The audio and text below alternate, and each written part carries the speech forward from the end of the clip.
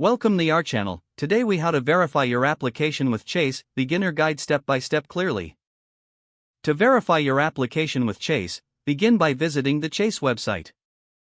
Locate the sign in button at the top right corner of the home page. Click on the sign in button.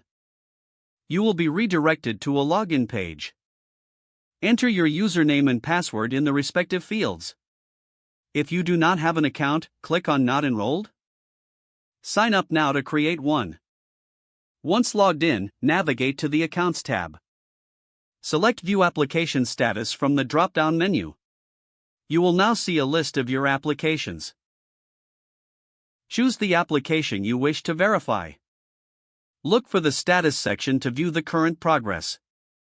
If further action is needed, follow the instructions provided.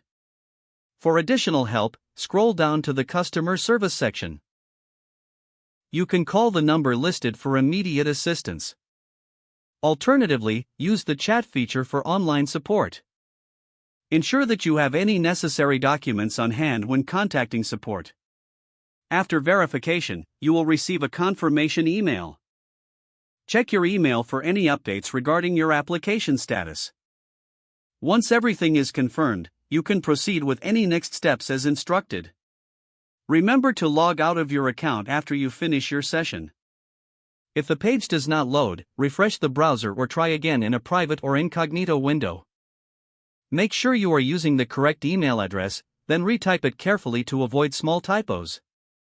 If your password is not accepted, use the reset option and create a new strong password you can remember. Check your spam folder for verification or security emails, then complete any requested confirmation steps. Enable two-factor authentication if available to improve account security and reduce unauthorized access risk. After signing in, review your profile details so your contact information and settings are accurate and current. If you see an error message, note it down and try again after restarting your device and internet connection. Don't forget to like this video and subscribe to our channel for more step-by-step tech guides.